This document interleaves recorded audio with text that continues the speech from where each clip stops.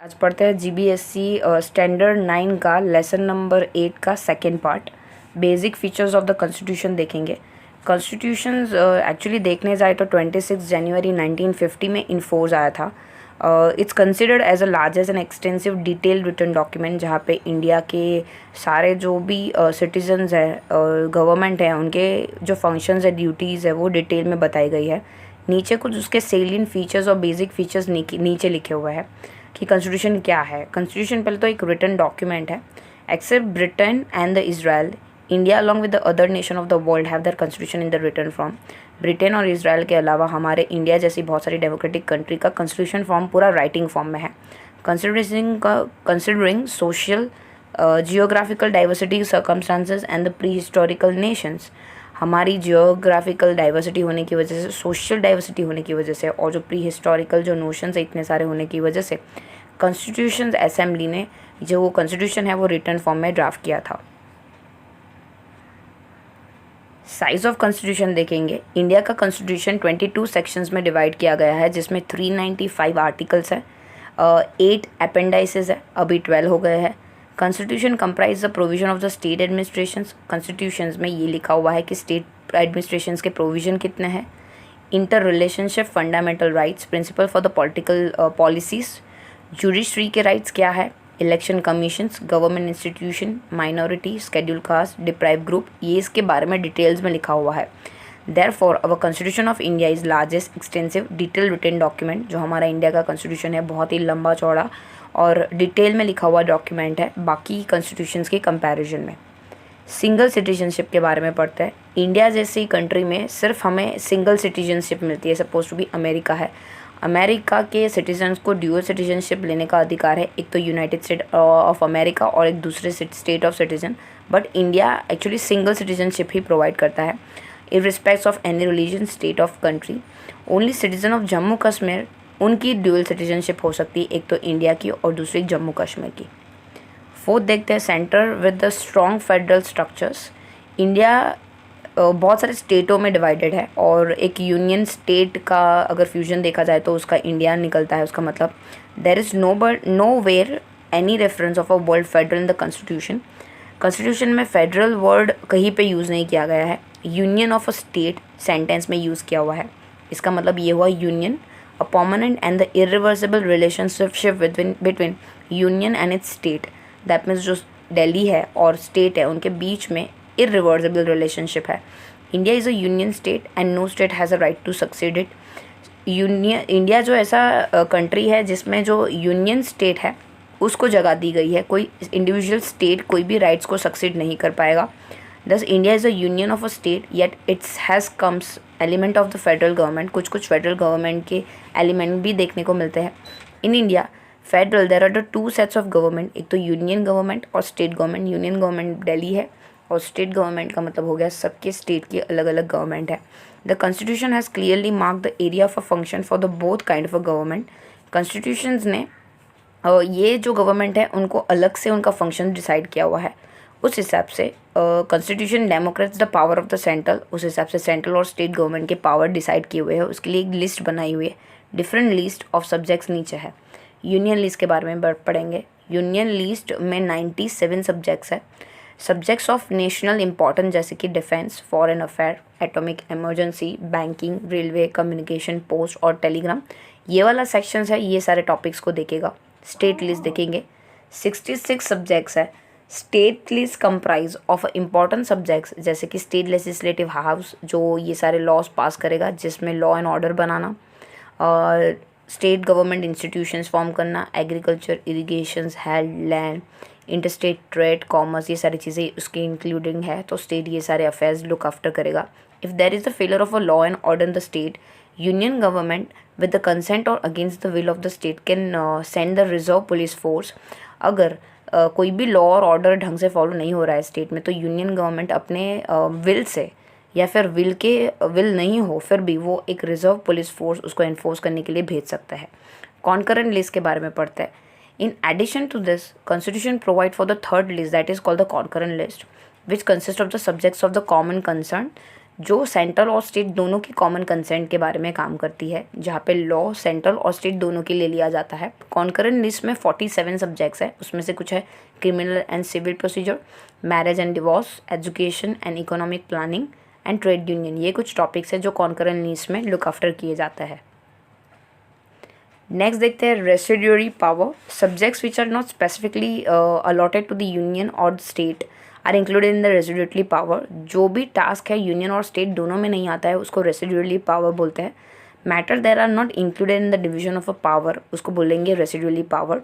जो है जिसमें पावर का डिवीजन नहीं होगा ऐसे मैटर को, उसको भी रेसिड्यूरी पावर बोलेंगे। सेंट्रल गवर्नमेंट को ये पावर दिया जाता है रेसिड्यूरी सब्जेक्ट्स को लुक आफ्टर करने का।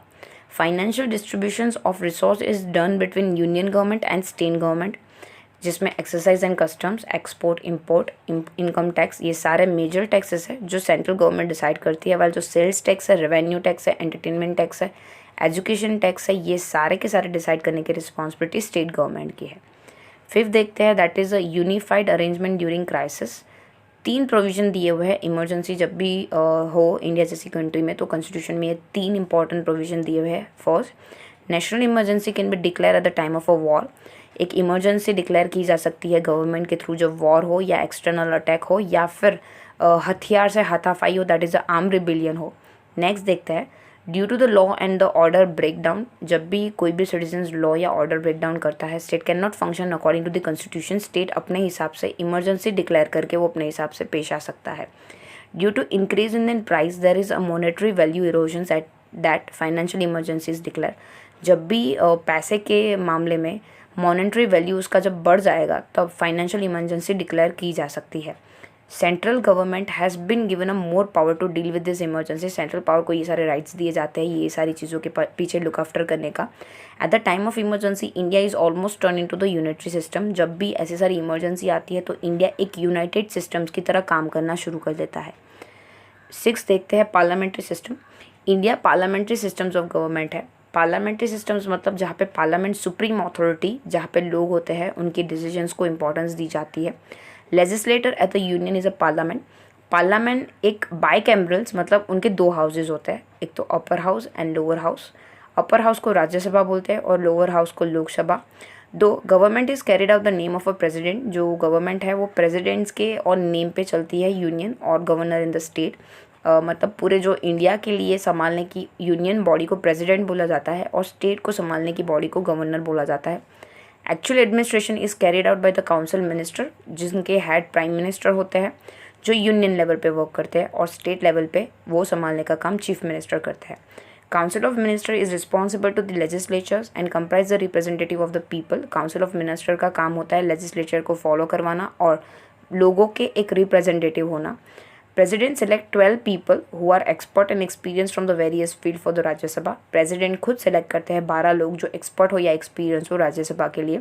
राज्यसभा परमानेंट हाउस है, उसका 1/3 हिस्सा एवरी ईयर रिटायर होता रहता है, एवरी 2 ईयर रिटायर होता रहता है, and same number of a member is elected for the next sessions.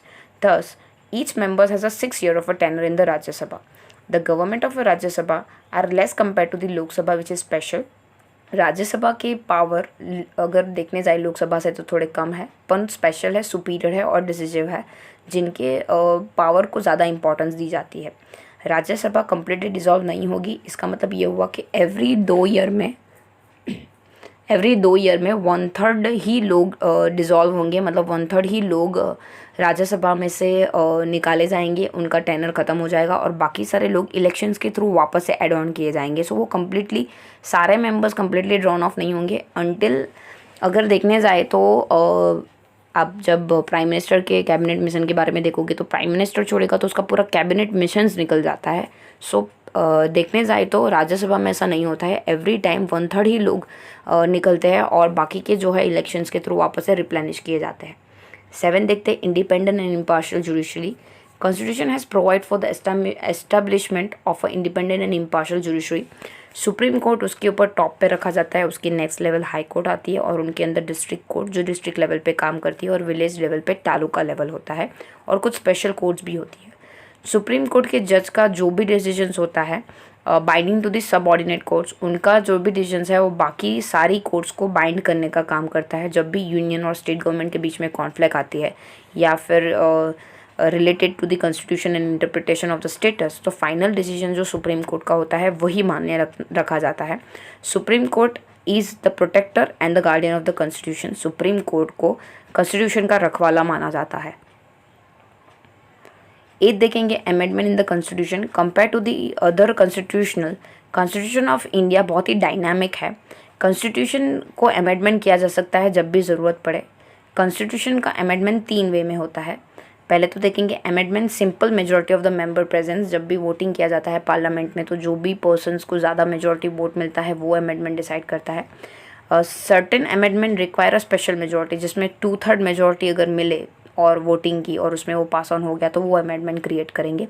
Concerning the union state relations, the special majority that 2/3 and concurrent not less than 50% of the state is require. जब union and state relationship के बारे में बात करेंगे तो special majority जैसे कि 2/3 majority और कंकरेंट जो स्टेट लेजिस्लेटर से 50% कम ना हो वो ज़रूरी है, और जो भी टोटल जो सीट्स है उससे 50% कम नहीं होनी चाहिए। और वैसे डिसीजंस को अमेंडमेंट ऑफ कॉन्स्टिट्यूशंस के लिए रिक्वायर किया जाता है, मतलब उसके बाद वो अमेंडमेंट क्रिएट कर सकते हैं। If there is any amendment to be made in the inter relations between union state structures of an supreme judiciary, then half of the state from the total state have to be give consent.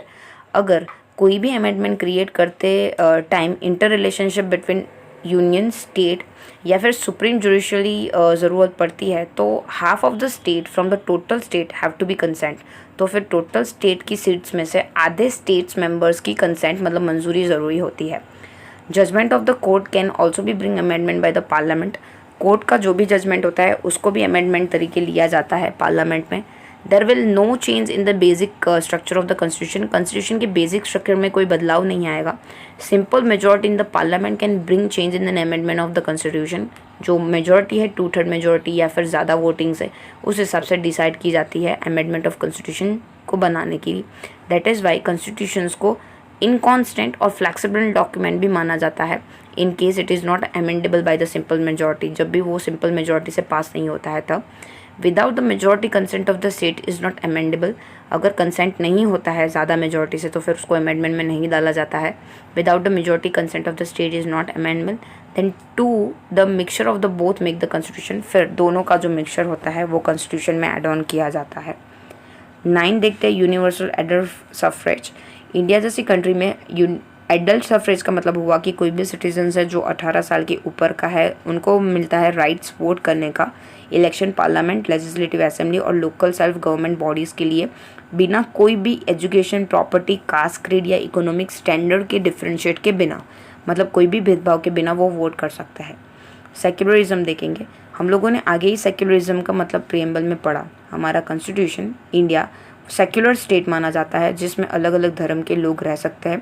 That's the state can not discriminated any citizens. इसीलिए जब भी state इसके बारे में बात कर रहे हैं तो स्टेट उनको डिस्क्रिमिनेशन नहीं कर सकता रिलीजन जैसे बेसिस पे। कोई सिटीजन को कोई स्पेशल राइट्स नहीं मिलता और किसी को भी डिप्राइव नहीं किया जाता है सर्टेन राइट्स फॉलो करने से कि भाई आपको ज़्यादा राइट मिलेंगे, आपको राइट्स नहीं मिलेंगे। State has to be absolute impartial.